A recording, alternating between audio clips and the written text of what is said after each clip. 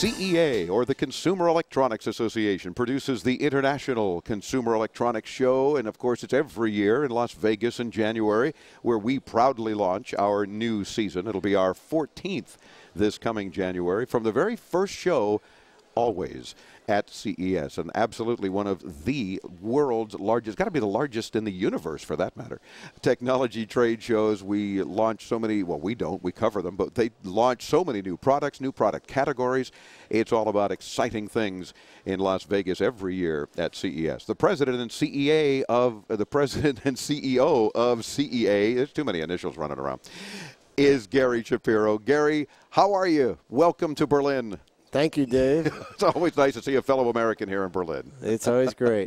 What brings you here to IFA? Well, I got an invitation to appear on your program, and I thought that was enough to get me here. I see. Well, very good. That's better than saying an airplane. IFA is an important European show, and Berlin is a wonderful city. It's the right time of year, and it's great to see how the major companies of the world want to display themselves to the public. What kind of message they're sending out, how they're positioning themselves. It's a great event, and people like yourself and your colleagues are here. It's kind of become a annual right to come to Berlin. And it was only every 2 years, this show. And, of course, started back in 1924. Their first keynoter was Albert Einstein. I mean, it's nice to have that kind of history with a show like this. And then, like CES, they said, oh, we got to do this annually because there's so much new stuff coming out. So, therefore, they went annual, and I think it's really great that it's mid-year, kind of, and then January we've got CES. A lot of the same exhibitors, of course, are at both because they save up new product announcements and do some exciting things at both shows, and it makes it kind of a truly international flair to do that on a regular basis, I guess. Well, absolutely. The consumer electronics industry is so strong and so vibrant and so growing and so important to the lives of everyone in the world in terms of making a difference, in terms of education and medicine, entertainment, that the innovation is always coming. And as broadband is coming here and becoming more ubiquitous, there's new technologies, new services. Certainly flat panels taken over the world, but it's more than video. It's wireless, it's information, it's the internet with all that it offers in so many different ways. And the IFA show and CES and other significant shows are the interface between the press and the retailers and the financial community and getting that product ultimately to the consumer, because the consumer doesn't know about a broadcast booth or what an internet website is, but they know how they access it, and they want something that feels good in their hands, or they can look at, or they can control, and to change their lives, and they just love it. And at your CES press conference here at IFA, you talked about how much money is spent worldwide on consumer electronics. Blew me away. $663 billion. It's truly amazing how while it's not a recession-proof industry or anything like that, it is amazing how us consumers still need and want our content and our products and all the things to make life easier and more fun sometimes. Absolutely. It's a great industry because it's not only growing and vibrant and everyone likes it, it's also a green industry. Yeah. To the extent you're working from your home, you may not have to make that drive to the office, or if you're using your nav device, you're not getting lost and burning up fuel, or you're getting education remotely, or you're following your kid in your home on the internet being halfway around the world. And there's 1,000 uses of the products, and more creative uses are coming up. Every day people are coming up with them and selling them, creating businesses. If it wasn't for the consumer electronics industry and home computers and everything it offers, there wouldn't be the millions and even tens of millions of new businesses that are being formed. For a very small investment, if you have an idea and you want to create a website or start a mail order or internet mail order business, if you will, you can do it from anywhere in the world. And just eBay alone and Amazon.com have created literally tens of thousands of people at home jobs. It creates a lot of wealth.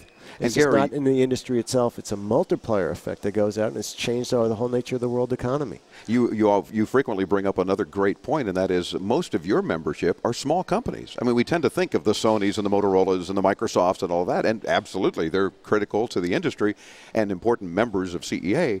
But it's the smaller companies. It's those folks that have those great ideas and are actually able to run with it and do some great networking at shows like CES and IFA and things like that, that make up this industry. And that, to me, that warms the cockles of my heart, because it is smaller businesses that are doing some pretty fun things. Absolutely. And we try to run our events so that anyone with an idea can get a small exhibit and expose that idea to tens of thousands of retailers, investors, media, and otherwise. Even Bill Gates told me that if it wasn't for trade shows, Microsoft wouldn't have been around. And Wow. you talk to these large company people, the heads of Intel and Motorola and others, they're very excited about trade shows because they recognize not only what it does for the large companies in terms of exposure and getting all the press in one place, but in terms of the ability to see potential partners because of their companies essentially started there, because of just, sometimes the best ideas come up in someone's home and someone's idea. They tinker around, they have an idea, and they could, in a very efficient way, expose it without having to take hundreds of trips around the country pitching people one by one.